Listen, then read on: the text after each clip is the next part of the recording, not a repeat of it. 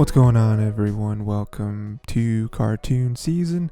I am Tyler, and this is where I get to talk about all different types of animation, and we have a good time here. So, today is all about Kuroko's Basketball, which is an anime, and it's about basketball. And so Kuroko's Basketball. This was a show that I started because I watched Haikyuu and I loved it. And if you want to hear me talk about my love for it, I've already done 3 episodes about Haikyuu for the first 3 seasons. Season 4 coming soon. Season 4 episode coming soon. And so I was really on the high of that, and I was like, I gotta find another sports anime that I really dig. And so this is the second most popular sports anime on my anime list. So I was like, let's go, let's do it. And not disappointed. Very, very good show. Today I'm going to talk briefly about the Generation of Miracles. I'm going to talk about Kuroko and Kagami's ceiling. And then we're going to do some season 2 predictions, as we always do when we do seasonal stuff. And before I get into all of that, make sure to go to the Tiger T YouTube channel or any other podcast platforms to listen to more episodes of this. Where I talk about cartoons, anime, and movies. Animated movies, of course, not live action, because live action is terrible. That's not true. Just switching right here. Okay, so we're going to start. We're going to get into it. So, Generation of Miracles, right? We got these guys right here. We haven't met all the Generation of Miracles yet. Is anything on here a spoiler? I don't know. It might be. I don't care. I feel like we definitely met the first 5, and then I think we got like a hint of the purple guy or something. I don't know. We haven't met everyone yet, I think. Yeah. Anyway, so the ones we do know of, we know of Kisei. He's the copycat, right?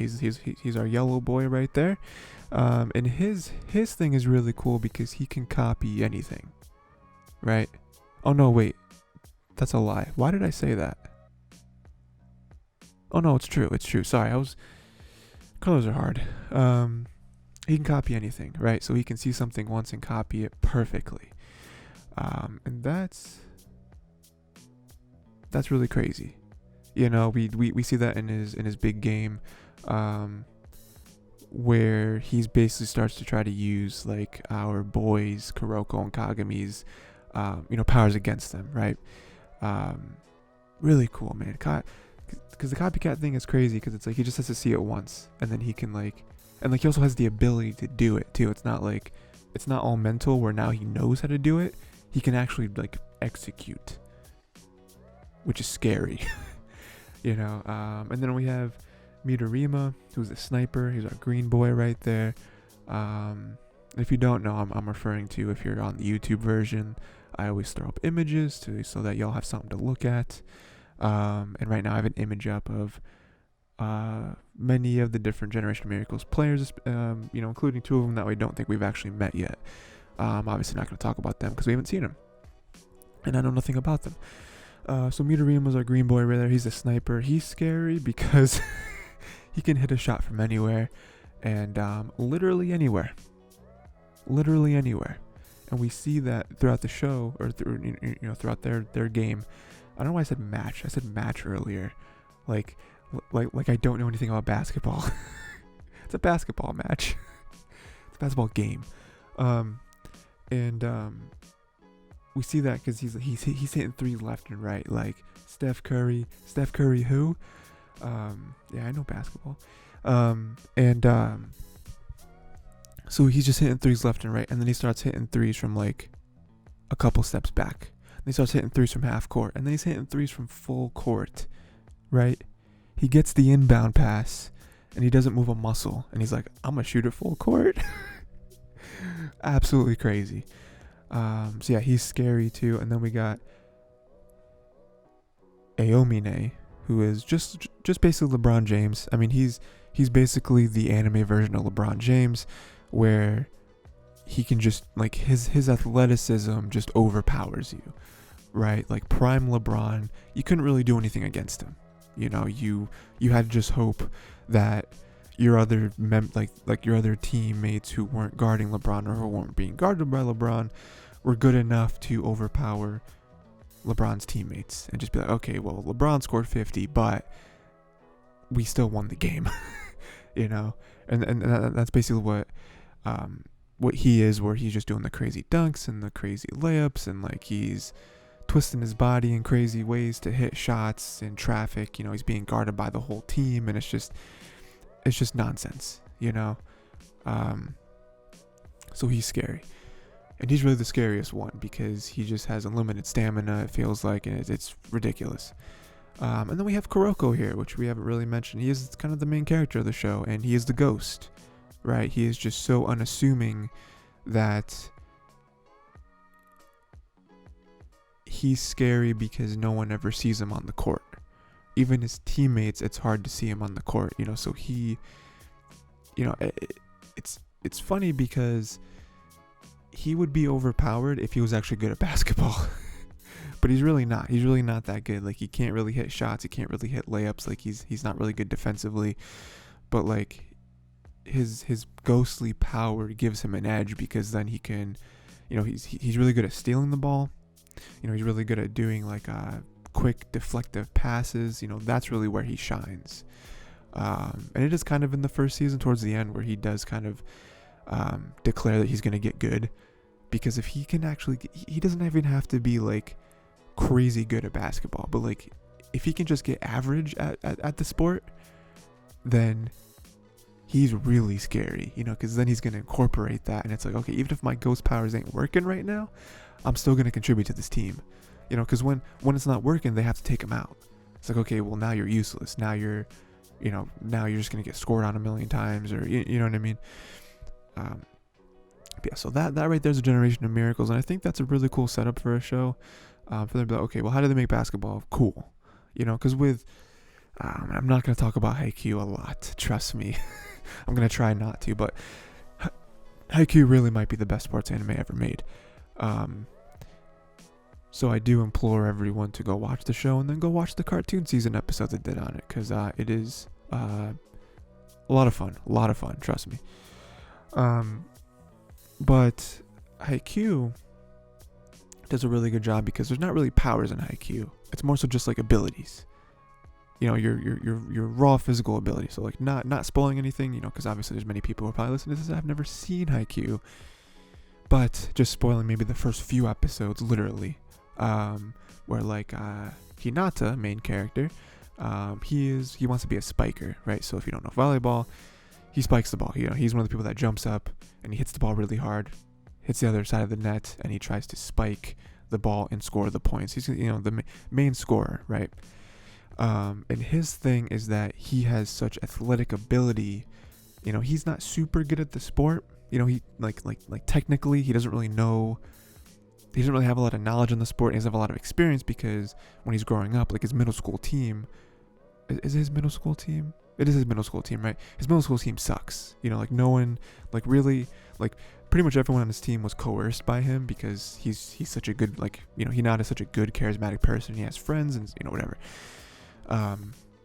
But like he makes up for it in his raw athleticism, where it's like he's so fast and like he can jump really high, and that's a big thing for him too, because Hinata's really short. Like historically, spikers aren't short because you want to be tall to be able to get over the net, and like the taller you are, it makes up for how high you can jump, and then you can reach up really high, you know, et cetera, right? I feel like that kind of explains itself, where like a short person has to jump even higher to even reach the net and then reach the hands of the opposing blockers, you know. So it's like short people usually aren't spikers, you know. They're usually not spikers, you know, like so anyway, that's really cool because, you know, he doesn't have powers, right? Like, you know, like even other people, like the other main character in the show, Kageyama, he's just a really good setter, right? So he doesn't really score points necessarily. He's the one who hits the ball up to the spiker, right? So he doesn't have powers. He's just really good at what he does. Like he's like the like floor general, where he's like, he knows where everyone is. He plays to all his teammates' strengths, But this show, leaving off of IQ, because this episode is not about IQ.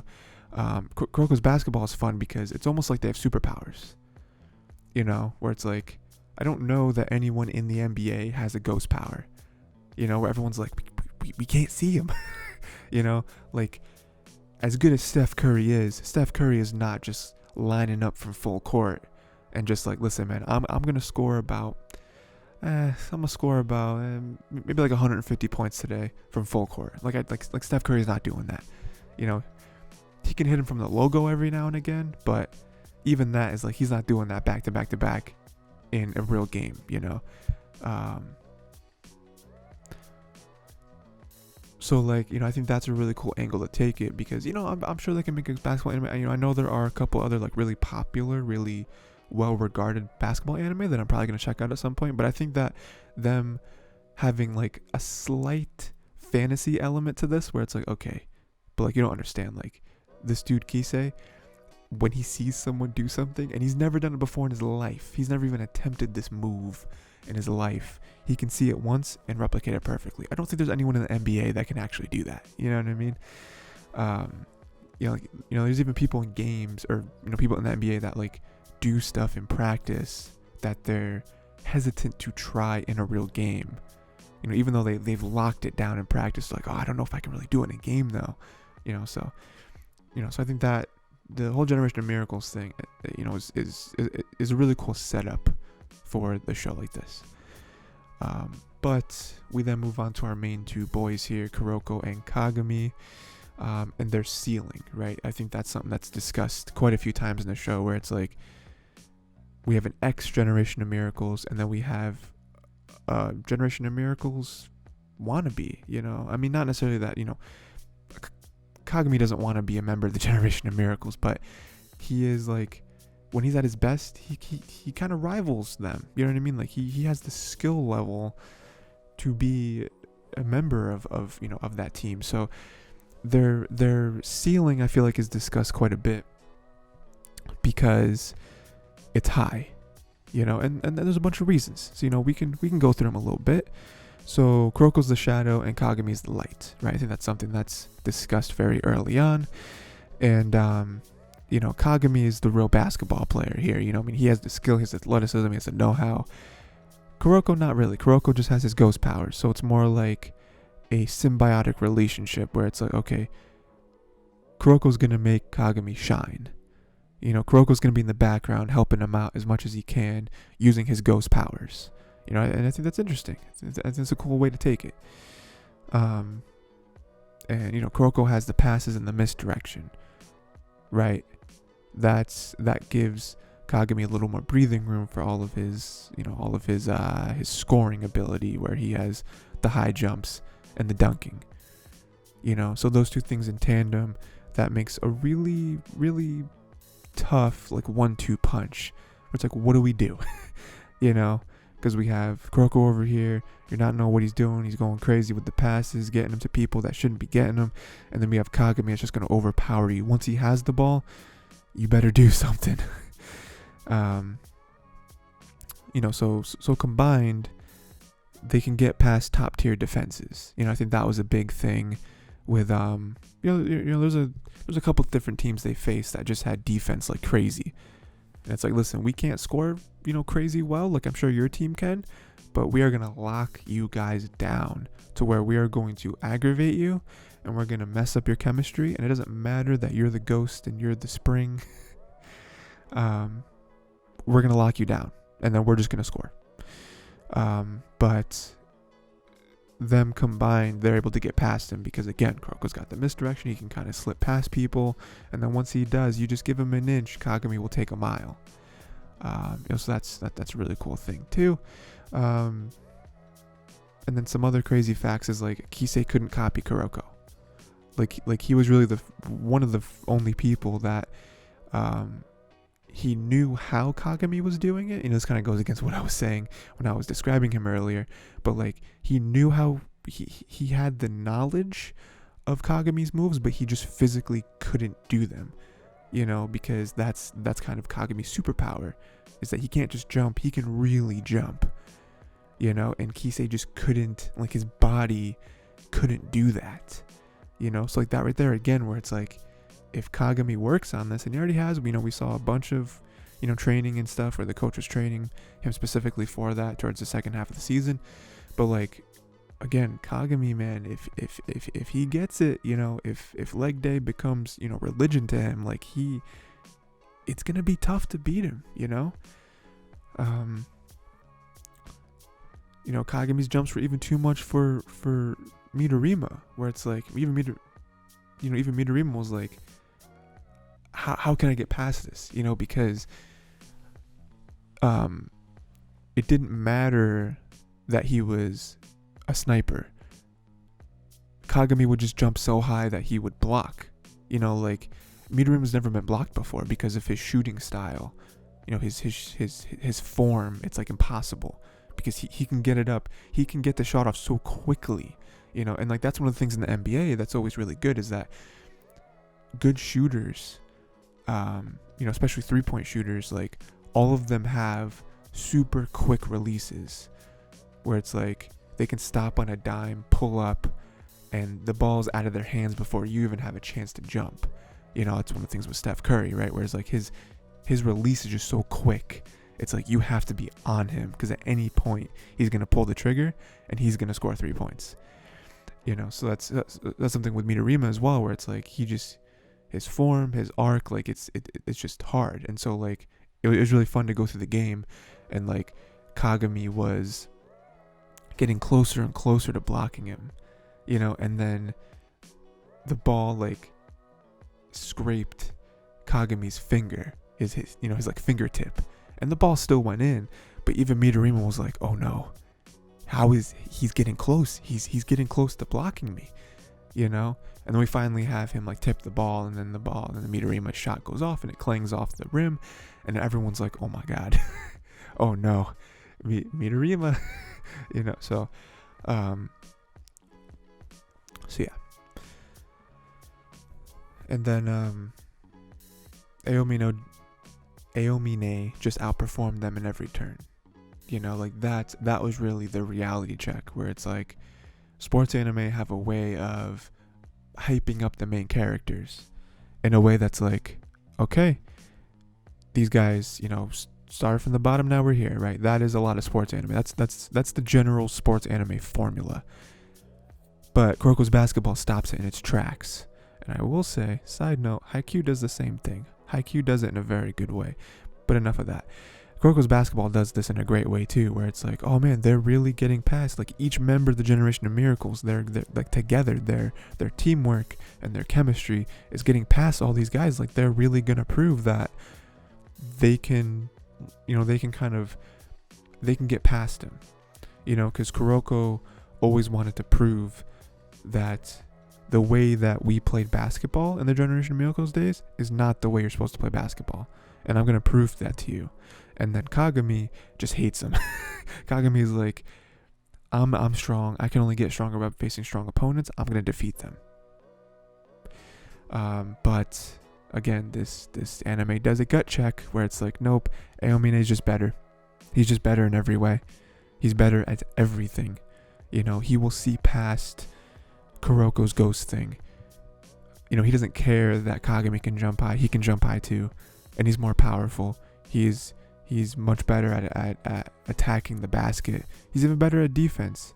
He's better with his moves. And like Kagami tries to copy him. He can't copy him. You can't do what I do. You know, it's that thing where he was like, I don't care that you jump high. I'm better than you in every way, and I'm only at 10% right now. You know, like that was always a scary thing. You know, I'm coming in with, you know, at halftime, and I'm destroying you clowns. And just to close this out, like I kind of just said, I do like that they lost. It gives them room to grow, you know, and that's one thing that I feel that a lot of the good sports anime do, where it's like they don't just win. You know, it's not like first season they get together. This team has never played together before, and the first season ends with them winning the championship. It's like, oh, that's kind of boring.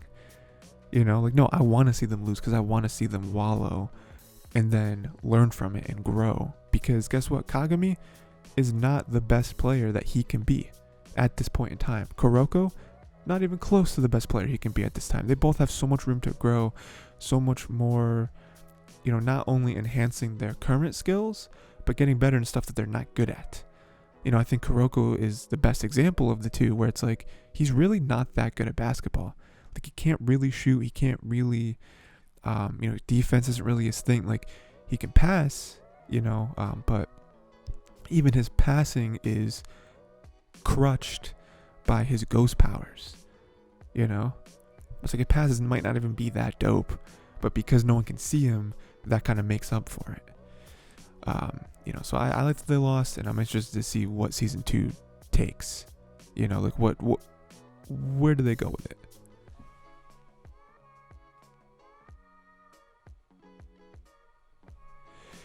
And final thing, man, season 2 predictions. So we got a lot here.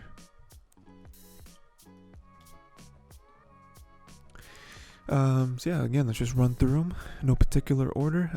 I think we'll see the full extent of Aomine's. I like to say just Aome, but there's an extra syllable in there. Aomine. We'll see the full extent of Aomine's abilities, but we'll also see the chip in his armor. That's something we didn't see this season. We didn't see how to beat him. He seemed to have unlimited stamina. He had all the athleticism of every NBA great combined. Like, it's like, how do we beat him? So I think that on one hand, we'll see him at 100%, which is going to be scary. But I think that'll only accentuate the chip in his armor. I feel like we will see his weakness, because everyone has a weakness, right? Like, we've seen it with every Generation of Miracles so far, including Kuroko, right? And he's not even the antagonist. So I do think we'll see that. I don't know what it is. I don't even have a guess. Like, I don't know, because again, like with Kisei, it was stamina, right? Where it's like he can copy you, but his body doesn't always keep up. With Kuroko, his is also kind of stamina related, but it's also more so like once people get adjusted to his ghost powers, it's not effective. And then he's just like a below average basketball player, and then even with Kagami, not a Generation of Miracle player, but still with Kagami, it's like his legs can only take so much, and once they break, and then he can't do anything because it's his legs. It's not like it's one of his arms and it's like, okay, well, I'll just favor the other arm and dribble with the other arm, nah. But with Aomine, we haven't seen that. Like, I don't even know. Like, I'm trying to think of like what that could possibly be. Like, I don't know. I don't know, because he didn't really show any weakness. He can do everything. But we'll see. And then we'll also see more collaboration between the other members of the Generation of Miracles, because they want to see Aomine go down. That was kind of a fun thing where we learned that they all kind of have some resentment towards Aomine. I think that on a base level, they're all competitive, right? Like, when you play a sport, you're competitive. Like, you just are. Like, some more so than others, but you still want to win. And so out there, to know that you're a part of this team, but then to also know that there is a clear star player on that star team, it's like, oh no, I'm better, I'll win. Like, no, Aomine, no, he's going down. So I do think that'll be a fun aspect of the second season, where they collaborate more and they like hatch plans together. Like, okay, we're gonna beat Aomine, we're gonna figure out how to do it, we're gonna train together. I do think we'll see that. We'll obviously see the other two members. I think that's a given. I think at this point, like, it'd be crazy to not see the other two members, and I'm interested to see what their powers are. Because we got one that's a crazy shooter, one that's just kind of an all-around beast, one that can copy other people's powers, and one that's a ghost. I don't really know what else there could be. Maybe there's one that has like crazy handling, like his handling is just insane, and then I'm trying to think. Maybe some crazy defense, or there's someone with crazy defense. I don't know. I'd like to see the other Seirin members develop and maybe give us a reason to connect with them as individuals. Yeah, because I feel like that's something that the show doesn't do super well, where it does really focus on the special characters and the other people we don't really see too much of or care about.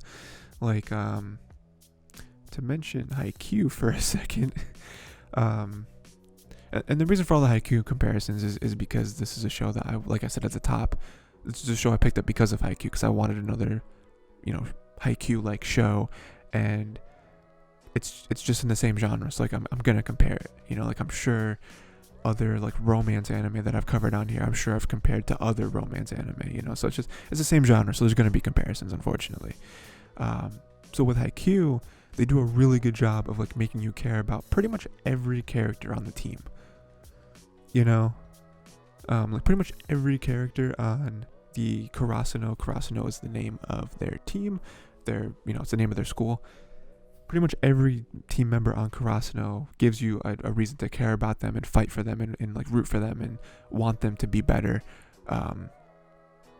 So I feel like this show hasn't really done a good job of that, and I'd like to see other people develop. I'm not saying we need other characters to develop superpowers, but it would be cool to see them come into their own and like, we've seen a little bit of it, right? Like the old, like the old captain, we've seen a little bit, and other character, like we've seen a little bit, but I would like to see a lot more, and for us to care, that way when we get into more games, it's like, okay, we start recognizing other people by their name and by their abilities, and it's not just a montage of Kuroko and Kagami the whole time. Kagami seems to simply be chasing Aomine with his growth. I feel like that's kind of where he is that is like the peak for him. Is that he's chasing Aomine, and I don't think that's bad. I think that's interesting. I think that the coach having it that way, I think that's going to be a fun thing to kind of get into, and see how close he gets, and see if there are ways that he differentiates himself from Aomine, and I think he will be the key to taking him down.